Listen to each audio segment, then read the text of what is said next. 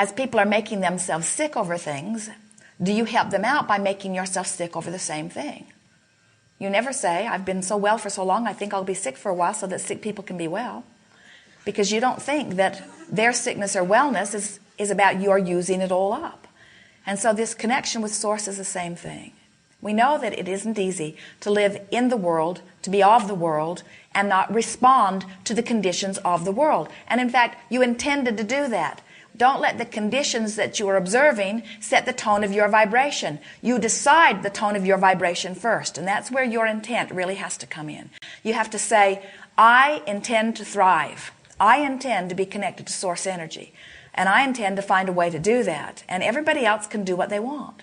Now, it might be the path of least resistance for Jerry and Esther to drive down the freeway if speed and efficiency is their dominant intent.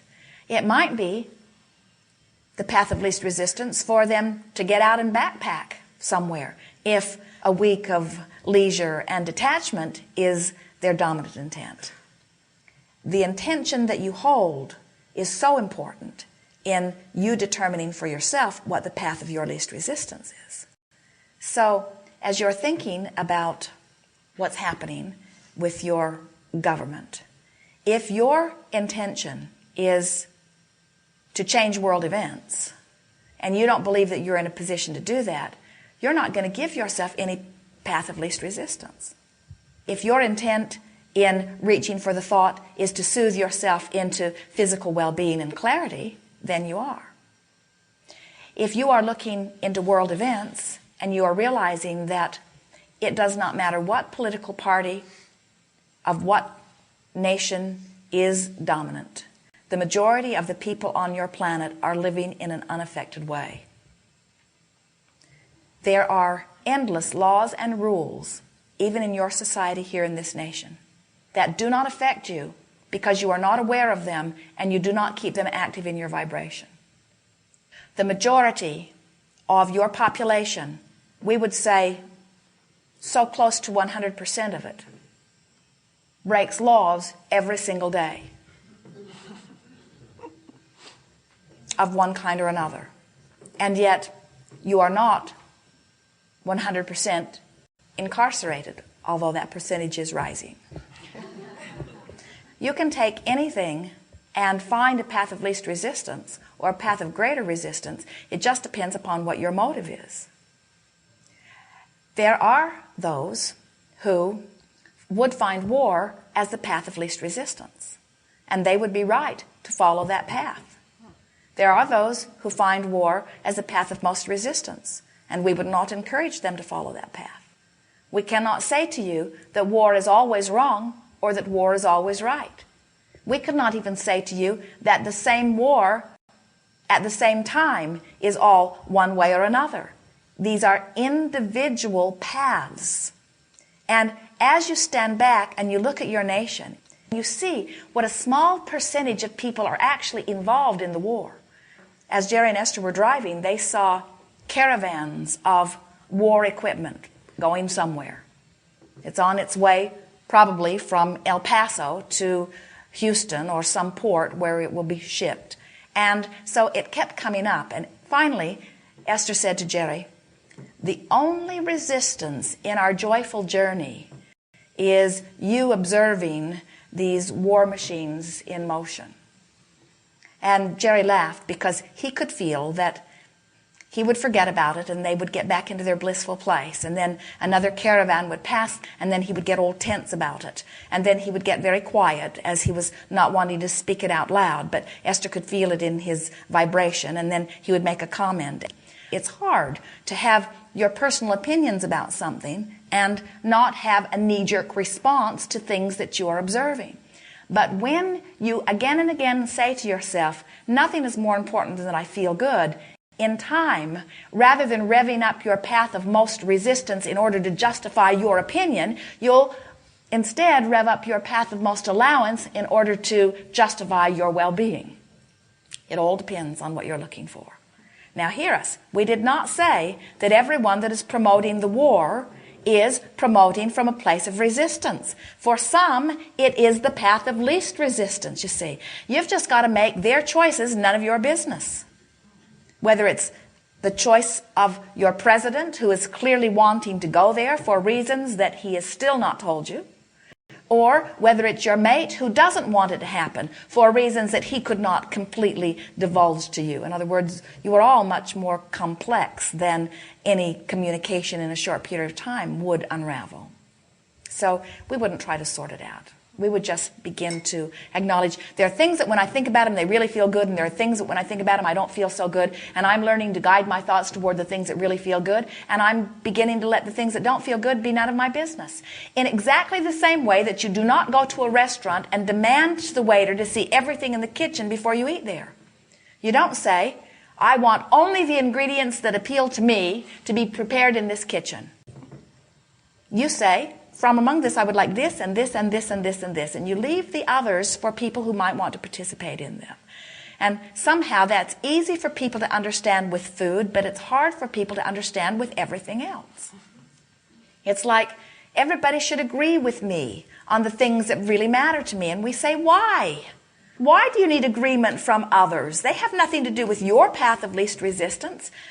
And you say, well, but I worry because if they are allowed their erroneous opinions and actions, then couldn't they get themselves and then me into a predicament where I would not be as well off as I am? In other words, couldn't they, in their path of most resistance, couldn't they, in their not practicing the art of allowing, couldn't they pinch off my well-being?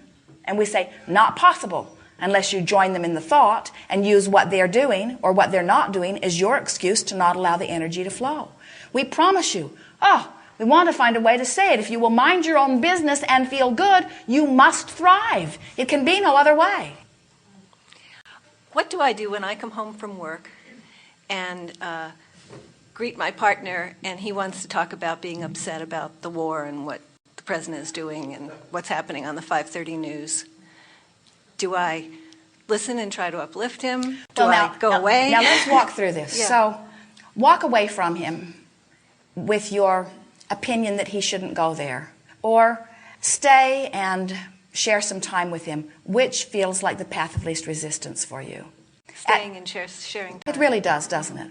So now you've decided to stay and share some time with him, but he's really on a rant, and he's getting himself all stirred up, and you don't want him to, but walking away still feels like the wrong thing to do.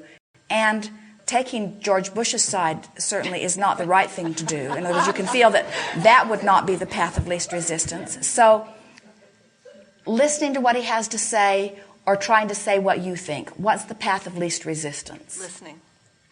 So as you listen to what he has to say, fighting against it in your mind or just sort of letting it roll off of you, which is the path of least resistance? Letting it roll off.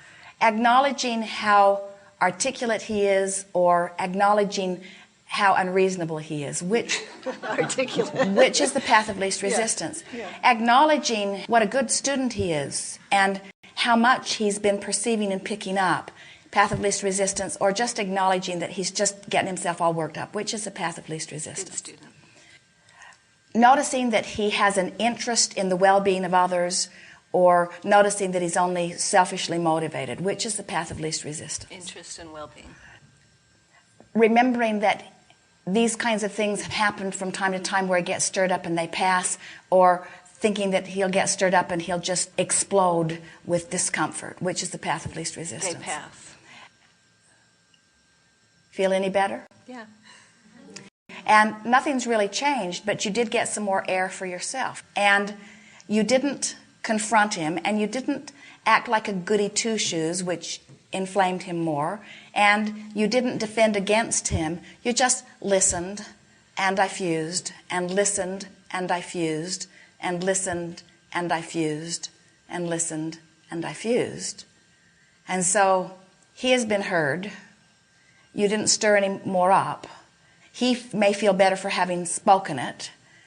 And at some point, you may even feel like changing the subject is the path of least resistance. Where do you want to eat?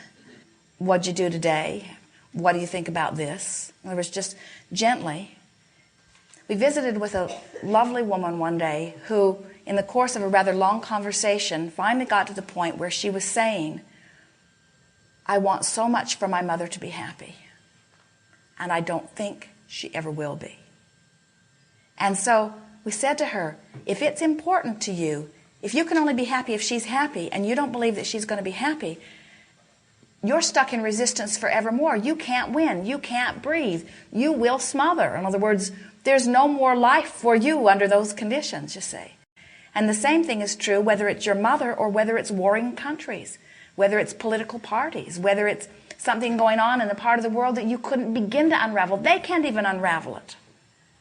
In other words, it's gone on so long, they don't even know where their strongest point of contention is. They're just mad because they're used to being mad, and it's just what we always do. And it's what we all always do. They could not go back. No one could ever sort back to the first point of wrongdoing, because every single person involved in every part of every battle that has escalated into all of this, every single one of them have been doing what they thought was the best thing to do under the conditions. Until anybody gets it, not everybody, until anybody gets it, that my well-being is not contingent upon what anybody else does, then nobody can be happy. But when one person realizes that their joy is not dependent upon what anybody else does, then that one person has happiness. We would not make it our mission to bring happiness to the world. We would make it our mission to be happy. That's as far as your influence, that's as far as your responsibility, that's as far as your vibration goes. That's as far as you go.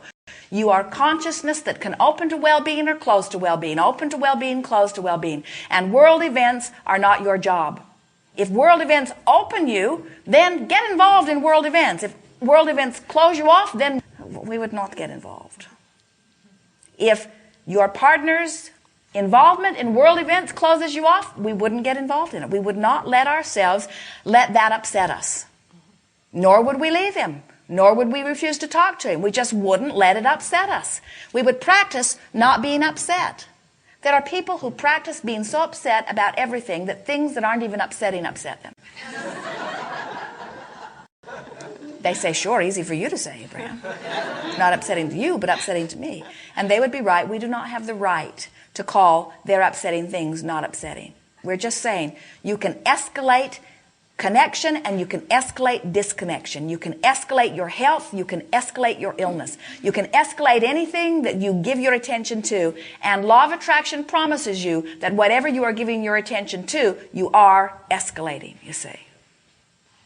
So we think maybe you might be a little bit worried that if your partner is escalating world trouble, that your attention to your partner who is escalating might cause you to be an escalator. And we say, you can observe someone escalating something and not escalate it as you are enjoying the fact that they care, or as you're enjoying the fact that they're alive, or as you're enjoying the fact that they think. In other words, you don't have to join the escalation or the disconnection. You can find your way. So what we come around to is, how can I be happy in an unhappy world? And we say, mind your business. You say, well, how can I be healthy in a sick world? And we say, mind your business. How can I be prosperous in a sliding economy? Mind your own business. In other words, give your attention to good-feeling things and thrive. It is just that simple. And you can't be mad at George Bush and thrive. But we didn't say you have to agree with him either. You can find a way around that. You can make him a non-entity, a non-issue, a non-player in your vibration. Thank you. Yes, indeed.